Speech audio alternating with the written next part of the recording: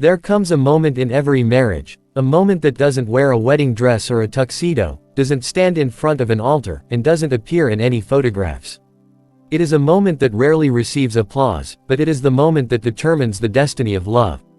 That moment is vulnerability. Not the soft, romantic version we hear about on social media, but the real, trembling, uncomfortable, soul-exposing kind. The kind where your voice cracks. The kind where you say something that scares you. The kind where you reveal a truth you've been hiding, not because you want to lie, but because you want desperately to be strong. Vulnerability is the moment when the walls come down. It is the moment when you stop performing marriage, and start living it. Because a deep connection, a lasting, meaningful, lifelong connection, cannot be built on perfection. It cannot be built on curated images or flawless personas. It cannot be built on two people trying to look strong all the time. It is built on two people who are brave enough to be seen. The illusion of strength. Many marriages collapse not because partners don't love each other, but because they are afraid to let each other in. We have been taught that strength means holding everything together, never breaking, never showing weakness. We grow up believing that to admit fear is to lose authority. To confess doubt is to lose respect. To express sadness is to become a burden. So, we hide. We hide behind silence. We hide behind anger. We hide behind busy schedules. We hide behind, "I'm fine." We hide behind the armor of independence. But here's the truth, you cannot receive love through armor. Armor protects you, yes, but it also isolates you. Some people spend years, even decades, in a marriage with armor on. They share a bed but not their hearts. They raise kids but not their hopes. They exchange words but not their truths. And then they wonder why they feel alone. You can be married and still lonely. You can be committed and still disconnected. You can be faithful and still emotionally unavailable. Strength does not build deep marital connection. Honesty does. Tenderness does. Vulnerability does. Vulnerability isn't weakness, it's courage. It takes courage to say, "I don't know what I'm doing. I'm scared of failing as your partner. I feel insecure. I need your help. I am hurting, and I don't know how to fix it. I love you so deeply that it terrifies me." These statements are not signs of weakness. They are signs of bravery. Weakness is pretending you're okay when you're not. Weakness is hiding instead of healing. Weakness is shutting down because you fear rejection. But vulnerability is stepping into emotional truth even when you fear the consequences. Vulnerability is trusting someone with the parts of you that you once hid from the world. Vulnerability is saying, "Here I am, imperfect and real, can you meet me here?" Marriage is not built on the absence of flaws. It is built on the willingness to reveal those flaws. The root of intimacy. Intimacy is not just physical.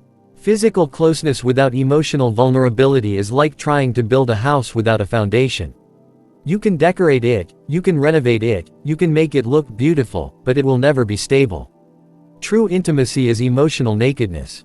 It is letting your partner see your fears, your doubts, your dreams, your failures, your insecurities, your triggers, your past wounds. When you open up, you give your partner a chance to understand you, support you, and love you in ways that matter. And when your partner opens up, you receive the privilege to do the same for them. Intimacy grows in the soil of vulnerability. You cannot just share a home, you must share a heart. Vulnerability creates safety. Most people think vulnerability is dangerous. They fear that opening up will give the other person power to hurt them. But here is the paradox. Vulnerability is what creates safety. How? Because when one person opens up, it signals to the other. You are safe with me. I trust you enough to be real. And trust invites trust. Openness invites openness. Tenderness invites tenderness. If you want a marriage where you feel understood, you feel connected, you feel seen, you feel heard, you feel emotionally bonded, then you must create emotional safety through vulnerability. When both people can express their truth without fear of judgment, without fear of ridicule, without fear of punishment, then love becomes a sanctuary. A marriage without vulnerability is a battlefield. A marriage with vulnerability is a home. The misunderstanding that destroys connection. One of the biggest misconceptions in relationships is that your partner should just know what you're feeling. But your partner cannot read your mind. They can interpret your silence, but not your heart.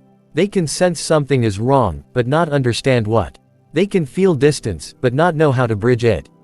When you are not vulnerable, you set your partner up to fail. You create distance, confusion, and resentment, while expecting them to magically fix what they cannot see. Vulnerability requires clear communication. This is what I'm feeling. This is why I reacted that way. This is what I need. This is what hurts me. This is what I'm trying to understand. When both partners communicate vulnerably, marriage becomes a collaboration instead of a guessing game. The power of being seen. Every human being has a deep longing to be seen, not for who they pretend to be, but for who they truly are. In marriage, being seen is not a luxury, it is a lifeline. Because when your partner sees you, truly sees you, and stays. When they hear you, truly hear you, and hold you. When they know your weaknesses and still choose you. That is when love becomes unbreakable. That is when connection becomes sacred. That is when marriage becomes the safest place on earth. Not because it's perfect. Not because the people are flawless. But because they are willing to be real. The fear of being too much, or not enough. Many people avoid vulnerability because deep down, they fear one of two things. 1. If I show my true self, I will be too much. 2. If I show my true self, I will not be enough. These fears sabotage more marriages than infidelity ever will. Because these fears make you hide. These fears make you emotionally disappear. These fears make you pretend. But marriage is not a performance. Marriage is not a competition. Marriage is not a place to impress. Marriage is a place to be known. To love without vulnerability is to love with a mask on. But masks create distance. Masks suffocate connection. Masks block love. Your partner cannot love who you pretended to be. They can only love who you choose to be. The beauty of imperfections. What many people fail to understand is that imperfections are not obstacles to connection, they are pathways to it. Think about it. When someone shares a flaw, you don't respect them less. You feel closer to them. You see their humanity. You see yourself in them. You understand them more deeply. Your imperfections do not push love away. Your walls do. Imperfections create resonance. Walls create isolation. In marriage, vulnerability means saying, I am not perfect. I have wounds. I have fears. I have insecurities. But I trust you enough to show them. And in doing so, you create space for your partner to do the same. Healing through vulnerability. Marriage has a remarkable power. It can expose unhealed parts of you, but it can also heal them. Sometimes your partner triggers parts of you that you didn't even know were still wounded.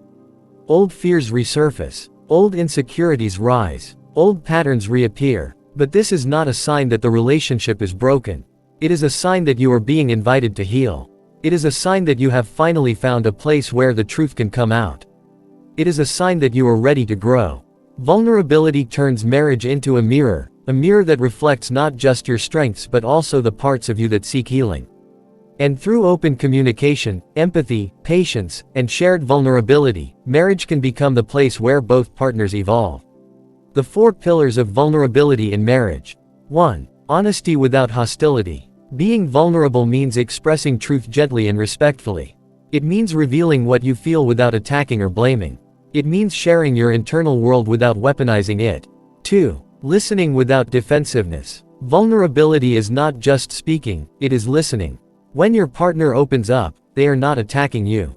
They are trusting you. Listen with your heart, not your fear. 3. Apologizing without justifying. Apology is an act of vulnerability. It means acknowledging imperfection without excuses. It means prioritizing connection over ego. 4. Asking for what you need. Many marriages fail because people are too afraid to ask for the love they need. Asking is not demanding, it is revealing. It is trusting your partner with your heart's desires.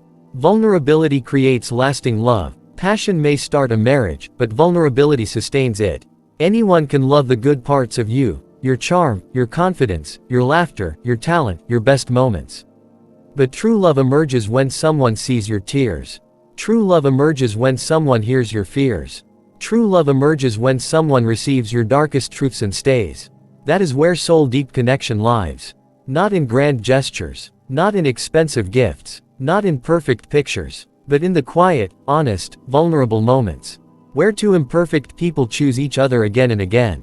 The final truth. Vulnerability is not about sharing everything. It is about sharing authentically. It is about letting your partner meet the real you. Not the version you think is lovable, but the version you truly are. Because when two people are willing to be raw and real with each other, their marriage becomes more than a partnership. It becomes a refuge, a sanctuary, a place where both souls can rest. A place where love is not just felt, but lived. So, if you want deep connection, if you want a marriage that grows stronger with time, if you want to build a bond that not even storms can break, then be brave enough to be vulnerable. Show your heart, speak your truth, share your fears, reveal your dreams, expose your wounds. Let your partner see the unfiltered you. Because when you are vulnerable, you don't just open your heart. You invite your partner to open theirs. And when two hearts are open at the same time, that is when true connection begins. That is when real love unfolds. That is when marriage becomes extraordinary. Vulnerability is not the risk. It is the bridge. And on the other side of that bridge is everything you ever hoped love could be.